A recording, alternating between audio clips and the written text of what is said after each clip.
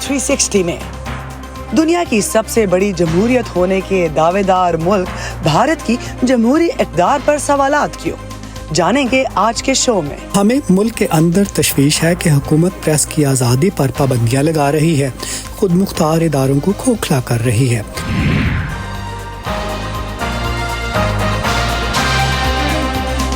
Voice of America के Washington studio में आप सबको खुशामदीद। आप देख रहे हैं प्रोग्राम व्यू 360 और मैं हूं इरम अब्बासी।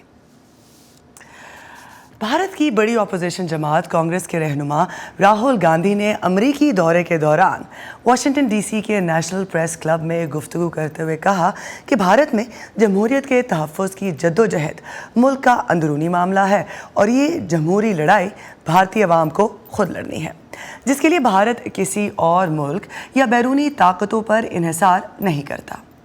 इस मौके पर उन्होंने भारत की जमहूरियत को दुनिया के लिए एक असासा करार दिया, जबकि भारतीय वज़ीर आज़म नरेंद्र मोदी भारत को मदर ऑफ डेमोक्रेसी यानी जमहूरियत की माँ करार देते हैं।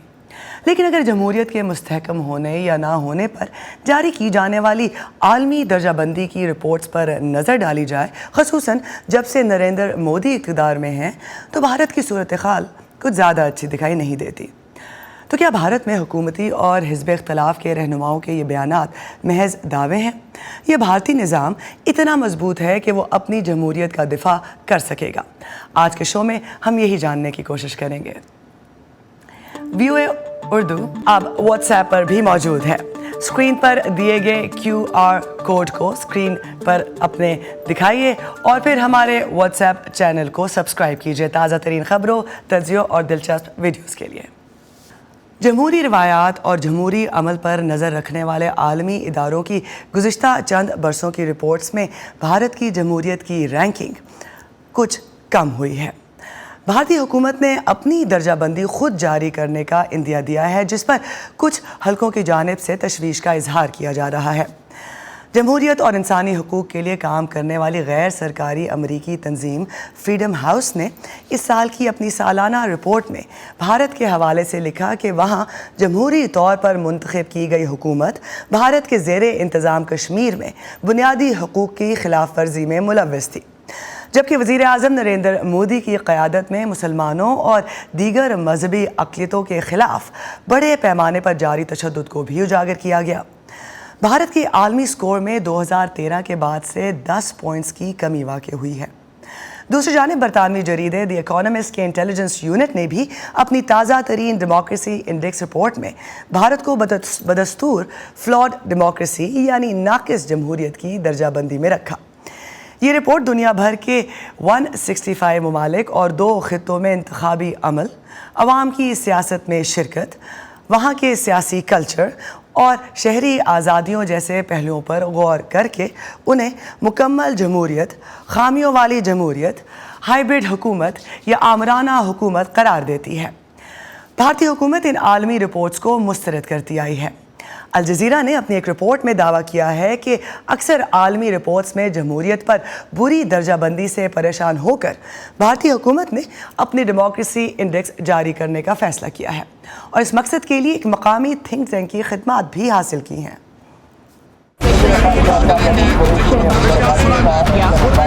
खबरों के पीछे नहीं भागते,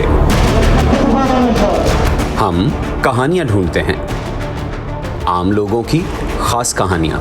मैं कोई उनसे अलग मखलूक तो ना थी, तो क्यों ना मैं एक ऐसा काम करूं कि जिसमें मैं महारत हासिल करूं, और वो नेकी क्या हो, जो छोटी छोटी कोशिशों से बदल रहे हैं बेशुमार जिंदगियां। मुझे जब भी जरूरत हुई मुझे इन्होंने माशाल्लाह कर्जा दिया और मेरा कारोबार बहुत अच्छा चला। ला रहे हैं अपने इर्द गिर्द बड़ी तब्दीलियां। अक्सर जो यहाँ बच्चे हैं वो भीख मांगने वाले बच्चे हैं, और जब ये बच्चे स्कूल में आए तो बहुत सारे बच्चे खुश हो रहे हैं। आज वहीं और यहाँ बेहिचक अपने प्लांटों पर, मतलब अपने गोट के प्लांट पर आती हैं, पानी भरती है। हम जाते हैं खबरों से आगे। मैं हूँ नीलोफर मुगल, समन खान, सादिया ज़ेबरान झा, उमर फारूक, जिद्रा डार, गीती आरानी, मुर्तज़ा ज़हरी। हम हैं वॉइस ऑफ अमेरिका। आज व्यू 360 में हम बात कर रहे हैं डेमोक्रेसी की क्या हालत है भारत में। भारत की सरकार खुद कहती है कि उनका मुल्क जो है वो एक पुरानी जमहूरियत है, सबसे दुनिया की पुरानी जमहूरी निज़ाम है भारत में, और वो एक मजबूत निज़ाम है। वहाँ पर शहरी आज़ादियाँ हैं और मजहबी अक़लियतों को किसी तरह की परेशानी नहीं है।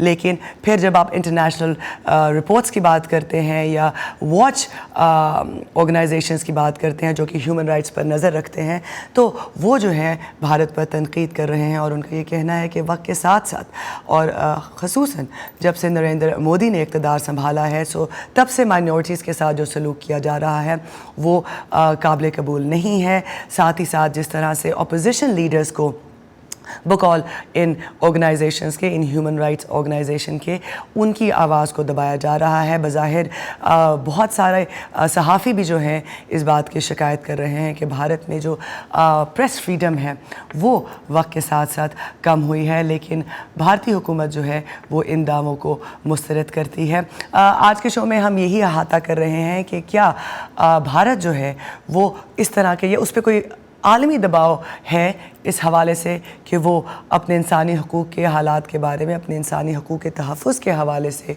दुनिया को कोई यकीन दहानी कराए। इस हवाले से अमरीकी महकमा ख़ारजा में भी जब भी ये सवाल पूछा गया, ये सवाल उठाया गया कि इंडिया में जो ह्यूमन राइट्स वायलेशंस हो रही हैं जो कि रिपोर्टेड हैं, उनके हवाले से अमरीका जो है वो भारत से क्या बात करता है, क्या उस पर किसी किस्म का दबाव डालता है। तो हमेशा US स्टेट डिपार्टमेंट ने भी यही कहा कि बराह रास्त या डायरेक्टली, इनडायरेक्टली, निजी और आला सतह पर जो है अमेरिका भारत के साथ ये इश्यूज़ उठाता रहता है। और दुनिया भर में इंसानी हकूक़ के तहफ़्फ़ुज़ का अमेरिका जो है उसका दावा है कि वो कहता है कि उसके तहफ़्फ़ुज़ के लिए वो तमाम अहलकारों से बात करता है। आज व्यू 360 में हम बात कर रहे हैं कि राहुल गांधी जो कि वाशिंगटन के दौरे पर हैं, और उन्होंने ये कहा कि डेमोक्रेसी जो है वो भारत का अंदरूनी मामला है, और डेमोक्रेसी को मुस्तहकम करना जो है वो ख़ुद भारतीयों की जंग है, वो ख़ुद भारत में रहने वालों की जंग है। उन्होंने अमेरिका और भारत के ताल्लुकात के हवाले से भी बात की, पाकिस्तान और भारत के ताल्लुकात के हवाले से भी बात की, जो कि प्रोग्राम में हम आपको आगे चलकर सुनवाएंगे। और साथ ही साथ हमारे न्यूयॉर्क के साथी अंशुमन अप्ते ने जो है एक और अपोजिशन लीडर से भी बात की। इस वक्त अंशुमन हमारे साथ हैं। जब राहुल गांधी अमरीकी दारुल हुकूमत में सहाफ़ियों से ख़िताब कर रहे थे, तो दूसरी तरफ न्यूयॉर्क में भारतीय हिज़्ब इख्तिलाफ़ के एक और रहनुमा एक तकरीब में शरीक थे। कांग्रेस पार्टी से ताल्लुक़ रखने वाले रुकन पार्लियामेंट, दानिश्वर और साबिक़ सफारतकार शशि थरूर ने एशिया सोसाइटी के ज़ेर एहतमाम एक तकरीब में मुख्तलिफ़ मौज़ूआत पर अपने ख़यालात का इजहार किया, जिनमें भारत में जमहूरियत भी शामिल है। अंशुमन, आप हमारे साथ हैं इस वक्त न्यूयॉर्क से। Thank you for joining us. आप टेलीफोन के ज़रिए हमारे साथ हैं। तो अंशुमन, ये बताइए कि जब ये तकरीब हो रही थी तो शशि थरूर ने किन मौज़ूआत पर बात की, फोकस क्या था? इरम, सबसे पहले तो शशि थरूर यहाँ एशिया सोसाइटी की जानिब से ऑर्गेनाइज किए गए जयपुर लिटरेचर फेस्टिवल में एक सेशन को एड्रेस करने के लिए यहाँ पर मौजूद थे। और लिटरेचर के साथ जाहिर है बात पॉलिटिक्स पे भी हुई, क्योंकि वो इंडियन नेशनल कांग्रेस के मेंबर ऑफ पार्लियामेंट है, अपोजिशन पार्टी के हैं। तो उनसे ऑडियंस की जानिब से भी सवाल पूछे गए इंडिया में डेमोक्रेटिक इंस्टीट्यूशंस के हालात पर, प्रेस फ्रीडम के हालात पर, इस पर भी कि जैसे आपने जिक्र किया था राहुल गांधी भी उस वक्त यहाँ पर थे, तो उन्होंने जो कुछ बयानात दिए थे उनके ऊपर भी कुछ सवाल हुए। तो उनकी ये राय थी उस पर कि राहुल गांधी जो बोले हैं वो उनकी अपनी राय है, वो अपना जो भी ओपिनियंस है वो एक्सप्रेस कर रहे हैं। उनसे ये भी पूछा गया कि एक डेकोरम हुआ करता था कि मुल्क के बाहर अपनी मौजूदा हुकूमत पर जनरली कोई भी पार्टी के लीडर्स क्रिटिसाइज नहीं करते थे, लेकिन उसमें उन्होंने जवाब दिया कि बीजेपी ने भी इसकी शुरुआत की थी जब पंडित नेहरू की पॉलिसीज को लेकर या इंदिरा गांधी की पॉलिसीज को लेकर यहाँ बीजेपी के लीडर्स खुलकर बोलते रहे, बाहरी मुल्कों में जाकर बोलते रहे। तो इस बारे में भी बात हुई। VOA उर्दू ने जो हमने एक खास मुलाकात उनसे की, तो उसमें भी हमने भारत में डेमोक्रेसी और प्रेस फ्रीडम के जो सूरत हाल है उनके बारे में पूछा। तो उन्होंने कहा कि इस मामले में कांग्रेस पार्टी, उनकी पार्टी जो गवर्नमेंट ने कुछ टैक्टिक्स अपनाए थे उनके खिलाफ ऑलरेडी आवाज उठा चुकी है, और मुल्क के बाहर वो इस बारे में ज्यादा बात नहीं करना चाहते। इरम, मैंने भारत और अमेरिका के बीच जो डिफरेंसेस हैं, खासकर यहाँ बात हो रही थी बांग्लादेश को लेकर, तो इसके साथ ही यूक्रेन के बारे में भी डिफरेंसेस हैं। तो मैंने उनसे पूछा कि क्या ये एक ग्लिच है संबंधों में, तो उन्होंने कहा कि रिश्तों में ये ग्लिच नहीं है, लेकिन उन्होंने ये भी कहा कि एरिक गारसेटी, जो यूएस एम्बेसडर टू इंडिया, उनका एक बयान था कि कॉन्फ्लिक्ट के दौरान स्ट्रेटेजिक ऑटोनॉमी नाम की कोई चीज नहीं हो सकती। तो उस पर शशि थरूर ने कहा कि वो उनके बयान से एग्री नहीं करते। इनफैक्ट कॉन्फ्लिक्ट के दौरान स्ट्रैटेजिक ऑटोनॉमी मेंटेन करने की और भी ज्यादा जरूरत है। उन्होंने कहा कि डिफरेंसेस जरूर हैं, लेकिन उन्हें behind the close doors I am sure leaders discuss कर रहे हैं। डेमोक्रेसी के बारे में जैसे मैंने जिक्र किया, उन्होंने कहा कि उसके खिलाफ उनकी पार्टी और दूसरी पार्टियां अभी लड़ रही हैं।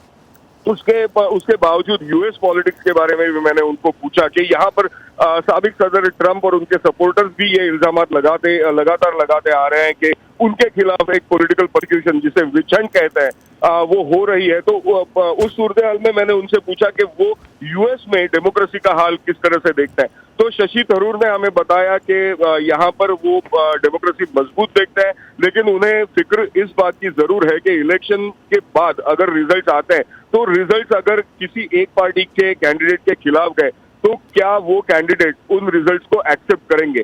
उन्होंने नाम तो नहीं लिया, लेकिन जाहिर है उनका इशारा साबिक सदर ट्रंप की ओर था। तो इन्हीं मुद्दों पर बातचीत हुई और काफी डिप्लोमेटिक आंसर थे, काफी इलोक्वेंट आंसर थे डॉक्टर थरूर के, जिसके लिए वो मशहूर भी हैं। इरम, अंशुमन अपते न्यूयॉर्क से हमारा साथ देने के लिए बहुत बहुत शुक्रिया। आइए आपको लेकर चलते हैं शशि थरूर के इंटरव्यू की जानिब, जब वो भारत की सूरत हाल, भारत में जमहूरियत की सूरत हाल पर बात कर रहे थे। इन इल्ज़ामात के बारे में हम भारत के अंदर पहले ही आवाज़ उठा चुके हैं, और जब हम बैरूनी ममालिक में जाते हैं तो इन पर फोकस नहीं करते। तो हमें मुल्क के अंदर तशवीश है कि हुकूमत प्रेस की आज़ादी पर पाबंदियाँ लगा रही है, खुद मुख्तार इदारों को खोखला कर रही है, टैक्स अथॉरिटी और एनफोर्समेंट डायरेक्टरेट के गलत इस्तेमाल से अपोजिशन पार्टीज़ को हरासा कर रही है। तो इस वक्त हमारी हुकूमत ऐसे कई गैर जमहूरी इक़दाम उठा रही है जिसकी हम अंदरूनी तौर पर मज़म्मत करते हैं, लेकिन यहाँ मुल्क से बाहर मैं इन पर बात नहीं करना चाहता। अंशुमन ने शशि थरूर से भारत और अमेरिका के ताल्लुकात से मुताल्लिक भी बात की, और उनका नुक्ता नज़र जो था वो काफ़ी मुस्बित था। उसकी क्या वजूहात उन्होंने बताई, आइए देखते हैं। सबसे बड़ी तशवीश ये है कि इंतखाबात के नतायज जिस पार्टी के खिलाफ जाएंगे वो उन्हें कबूल करती है या नहीं। कम से कम भारत में हमें ऐसी मुश्किलात का सामना नहीं हुआ। हुकूमत ने ये कबूल कर लिया कि उन्होंने एक बड़ी तादाद में सीटें हारी और वो इस हकीकत के साथ जी रहे हैं। लेकिन अमेरिका में कुछ ऐसी सूरत हाल है कि एक उम्मीदवार ये साफ साफ नहीं बता रहा कि इंतखाबात के नतायज अगर उनके खिलाफ आते हैं तो उन्हें वो कबूल करेंगे या नहीं। तो इस बात पर तशवीश है कि अमेरिका जैसी मुस्तकम जमहूरियत को जमहूरी अमल के बारे में ऐसी बुनियादी सवालों का सामना करना पड़ रहा है। भारत की अपोजिशन लीडर राहुल गांधी का कहना था कि मुल्क में जमहूरियत काम नहीं कर रही थी और लोगों को जमहूरी इक़दार के लिए मुतहरक करने के लिए उन्होंने मुल्क गिर तहरीक चलाई। उनका दावा था कि उनकी तहरीक बहुत हद तक कामयाब रही है, जिसमें उन्होंने लोगों को याद दिलाया कि भारतीय माशरा हमेशा जमहूरियत पसंद रहा है और मुल्क में इंतहा पसंदी की गुंजाइश नहीं। राहुल गांधी का कहना था कि कांग्रेस पार्टी का नुक्ता नज़र अहम खारजा अमूर पर नरेंद्र मोदी हुकूमत के साथ मुताबिकत रखता है, जिसमें भारत के अमेरिका के साथ ताल्लुकात भी शामिल हैं। पाकिस्तान के साथ ताल्लुकात से मुतालिक एक सवाल के जवाब में उन्होंने कहा कि जब तक दहशतगर्दी का सिलसिला बंद नहीं होता, पाकिस्तान के साथ मुज़ाकरात नहीं होंगे। राहुल गांधी ने कहा कि भारत में गुज़िश्ता 10 वर्षों में जमहूरियत को नुकसान पहुंचाया गया है।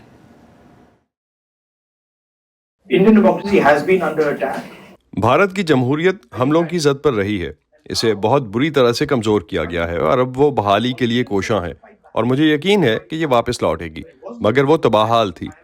मैंने महाराष्ट्र की हुकूमत को हमसे छिनते देखा है। ये मेरी आंखों के सामने हुआ है। मैंने देखा कि कैसे हमारे कानून साजों को खरीद लिया गया और उन्होंने वफादारियां तब्दील कर लीं और वो अचानक बीजेपी के कानून साज बन गए। इन्हीं मौज़ूआत पर बात करने के लिए हमारे साथ यूनिवर्सिटी नॉर्थ टेक्सास के प्रोफेसर वकार अहमद मौजूद हैं। Welcome to the show sir, बहुत शुक्रिया। पहले तो ये बताइए कि डेमोक्रेसी इंडेक्स रिपोर्ट्स में भारत की रैंकिंग कम हुई है। मुल्क के ज़मीनी हक़ाइक़ या मौजूदा हालात को देखते हुए इन रैंकिंग से क्या ज़ाहिर होता है? कम इसलिए हुई है कि डेमोक्रेसी सचमुच में खतरे में है। खतरे में है, मैं वो अलार्म साउंड करने के लिए नहीं कहूँगा।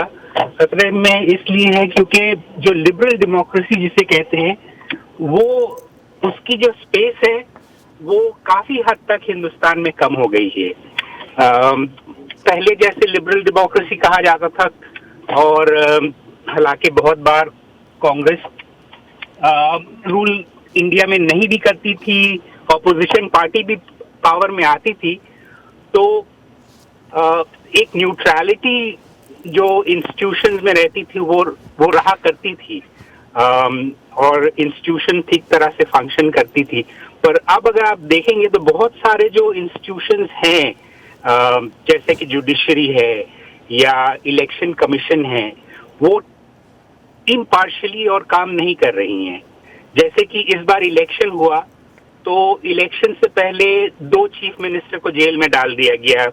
इलेक्शन कमीशन पे भी जो है शक किया गया कि वो न्यूट्रल नहीं है।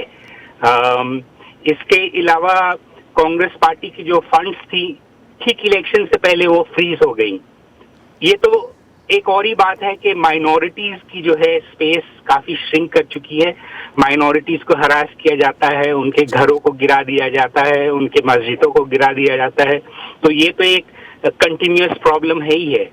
पर ऐसा देखा जा रहा है कि चाहे वो सुप्रीम कोर्ट हो या हाई कोर्ट हो, इन पर भी जो है राइट विंग फोर्सेस का कब्जा हो चुका है।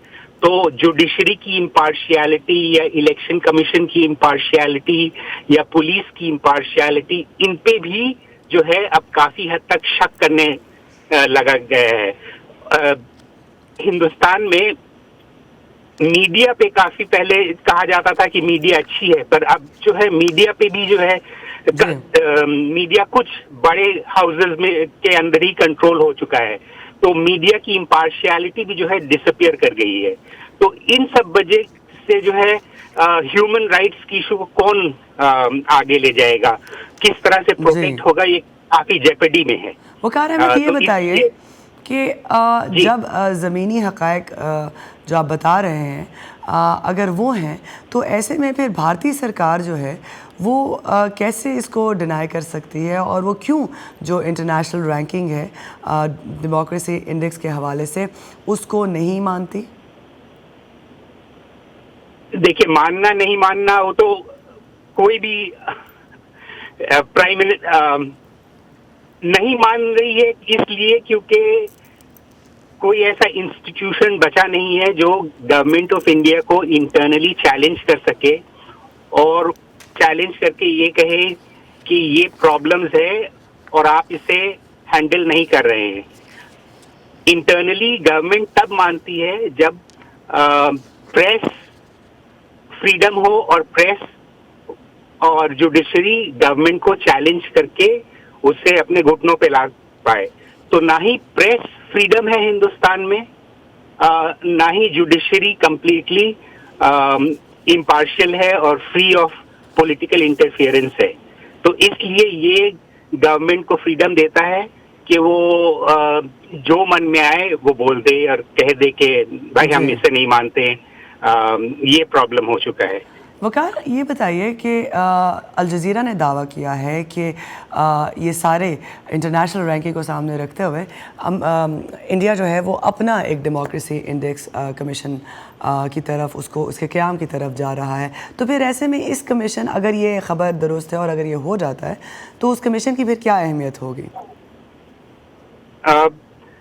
उसकी कोई अहमियत मेरे ख्याल से तो होगी नहीं। जब तक इम्पार्शियलिटी इंस्टीट्यूशंस में एम्बेडेड नहीं होंगी तब तक उसकी कोई अहमियत नहीं होगी। जी, इस बार एक चीज जो बेहतर हुआ है वो ऑपोजिशन थोड़ा बहुत स्ट्रेंथन हुआ है। इलेक्शंस में ऑपोजिशन कहने लायक इस बार वोट्स लेकर एटलीस्ट कहने लायक ऑपोजिशन स्ट्रेंथन हुआ है, तो ये एक इम्प्रूवमेंट है पहले के सर्कमस्टांसेस में। पर फिर भी अगर आप देखेंगे तो ऑपोजिशन जो है हिंदुस्तान के अंदर खुली तौर से चाहे वो यूनिवर्सिटीज में हो प्रोग्राम्स नहीं ऑर्गेनाइज कर पाता। आप अगर देखेंगे तो स्टूडेंट लीडर जैसे उमर खालिद जेएनयू के हैं, वो कई साल से जेल में बंद है, पर किसी की हिम्मत नहीं होती कि वो कहे कि ये एक लड़का है जो जेल में बंद है, जेएनयू का है, और उसकी क्राइम क्या है जो इतने साल से वो जेल में बंद है और उसे कोर्ट फ्री नहीं कर पा रहा है, उसे बेल नहीं दे पा रहा है। ये सही वकार अहमद, क्योंकि हमारे पास वक्त कम है, मैं ये चाहूंगी कि आप ये भी बताइए कि कांग्रेस पार्टी के रहनुमा राहुल गांधी जो इस वक्त अमेरिका के दौरे पर हैं, उनकी इस दौरे की क्या अहमियत है? राहुल गांधी अमेरिका में मेरे ख्याल से इसलिए है ताकि वो यहाँ पे स्टूडेंट्स और यूनिवर्सिटीज में फ्रीली आकर लोगों के क्वेश्चंस को फेस करे और रिस्पॉन्ड करे, क्योंकि मेरे ख्याल से ये अपॉर्चुनिटी हिंदुस्तान में उन्हें मिलता नहीं है। क्योंकि स्टूडेंट्स अगर उन्हें हिंदुस्तान में यूनिवर्सिटीज में बुलाएंगे और सवाल पूछेंगे तो यूनिवर्सिटीज के वाइस चांसलर्स और प्रिंसिपल्स को फायर कर दिया जाएगा, डिसमिस कर दिया जाएगा बाय द सेंट्रल गवर्नमेंट। तो मेरे ख्याल से वो श्रंक डेमोक्रेटिक स्पेस जिसके वजह से इंडेक्स इतना लो है हिंदुस्तान का, वो प्रॉब्लम को काउंटर करने के लिए वो यहाँ पे आए हैं। जो वो हिंदुस्तान में नहीं कर पा रहे हैं वो यहाँ पे कर रहे हैं। एटलीस्ट मुझे यही लगता है कि वो क्योंकि यहाँ पे आके वो क्या कर रहे हैं, वो यूनिवर्सिटीज जा रहे हैं और थिंक टैंक से बात कर रहे हैं, एग्जैक्टली डायस्पोरा को रीच आउट कर रहे हैं। जाने से पहले मैं आपसे ये भी पूछना चाहूँगी कि एक और बहुत इंपॉर्टेंट विजिट जो है वो आने वाला है। अमेरिका के असिस्टेंट सेक्रेटरी खारजा बराए जनूबी और वस्ती एशिया डोनाल्ड लू भारत और बांग्लादेश का दौरा कर रहे हैं, और वो एक ऐसे टाइम पर दौरा कर रहे हैं जब बांग्लादेश की साबिक वज़ीर आज़म मुल्क छोड़कर भारत चली गई हैं। क्या उनके दौरे का ताल्लुक किसी तरह से भी इस डेवलपमेंट से हो सकता है? ये कहना थोड़ा, यहाँ पे दो पर्सपेक्टिव पैरेलल चल रहा है। जो चीफ मिनिस्टर इंडिया भाग कर गई हैं, तो एक तो उनके खिलाफ ये है कि प्रोटेस्ट जो बांग्लादेश में रहा है वो जेन्युइन रहा है, और उनका जो रिजीम रहा है बांग्लादेश में बहुत अथॉरिटेरियन रहा था, और हिंदुस्तान उस अथॉरिटेरियन रिजीम को सपोर्ट कर रही थी। पर भागते वक्त उन्होंने हिंदुस्तान ये भी कहा कि मेरी सरकार इसलिए गिराई गई है क्योंकि अमेरिका का दबाव था। तो उन्होंने डबल गेम खेला है या क्या था, ये तो मेरे पास इंफॉर्मेशन नहीं है। तो पर वो पॉपुलर लीडर नहीं थी बांग्लादेश में, ये पॉपुलर अपराइजिंग जरूर था। तो ये सॉर्ट आउट किस तरह से किया जाएगा, एटलीस्ट अभी वो पॉपुलर नहीं है बांग्लादेश में। वकार अहमद, ये इशू टेक्सास से हमारा साथ देने के लिए बहुत बहुत शुक्रिया। Thank you. इसी पर ख़त्म करते हैं आज का व्यू 360। पाकिस्तान और खित्ते समेत दुनिया भर की अहम खबरों के लिए, दिलचस्प मालूमात के लिए आइए हमारी वेबसाइट urduvoa.com पर। ये सारा कंटेंट आपको मिलेगा हमारे सोशल मीडिया प्लेटफॉर्म्स पर भी, तो आइए facebook.com/VOA उर्दू पर, YouTube पर हमारा चैनल है VOA उर्दू के नाम से, और X और Instagram पर हमारा हैंडल है @VOA उर्दू। इसी के साथ इरम अब्बासी को दीजिए इजाज़त।